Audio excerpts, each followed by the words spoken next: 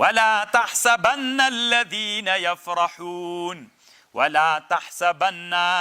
ګمان مکو په کسانو یفرحون چې خوشحالیږي بما په هغه شي باندې اتو چې راتګ کړی دوی راتګ ورباندې کوي ویحبون خوښوي ان یحمدو چې د دوی د حمدو سي ویل سي بما په هغه شي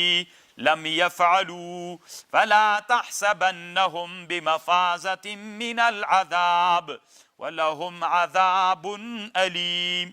یو څه منافقین ول طالبانو چې رسول الله سلام به کله غزوات تلو جهاد ته بتلو نو دوی به بیا به نبی علیه السلام دوی به لا نړل جهاد ته به لا نړل د منافقین پاتې بسول بیرته به چې رسول الله سلام راغی نو ستی به نبی علیه السلام ته ورغلل عذرونه به د دروغ ورته کول ستی به نبی علیه السلام ورته ویل زه صحیح ده او دوی به دا خوښول چې موږ د حمد ویل سي په هغه شي باندې چې هغه شی موږ کړی نه ده ډېر انسانان وي طالبانو که نه دوی وایي د موږ صفت دې وسي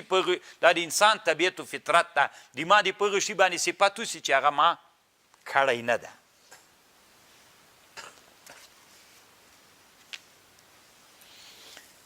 ولله ملك السماوات والأرض والله على كل شيء قدير لکه کنه طالبان اوس تیر شل کلن جهاد و بعضې داسې انسانان ول کنه هغلته ول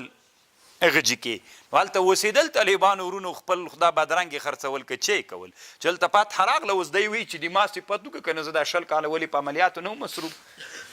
مصروف ومه که نه که یې ونه کړي خوا به دوی کېږي صفت به یې کوې سم کلک صفت به یې کوې چې زه کلک هلته مصروف یم طالبانو او دی به له غجې نه 10 کلونو کې بیخي راختلی یم نه وي بیخي به دغه سم یې ورې نه راغلی چې د ملت پوښتنه وکړي نو طالبانو دا د انسان فطرت یوه خبر دا واورئ طالبانو روح المانی بیا دلته هغه باب الاشارات کې یوه خبره کړې ده چې بعضې داسې طالبانو اسرار دي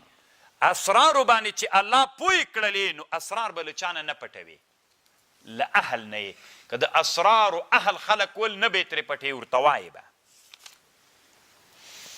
إن في خلق السماوات والأرض واختلاف الليل لآيات لأولي الألباب إن في خلق السماوات والأرض واختلاف الليل لا طالبانو روح المانیم په دې باندې بحث کړی ده مخکې په دې میبزیو په دې شیانو کې د موږ د دنیا مرکز مځکه ښودل سي مځکې نه تاویږي اوس طالبانو فکریه دا ده چې لمر ده موږ د لمر دا مرکز د طالبانو د سیارې تر نه تاویږي روح المانیم دا خبره هغه کړې ده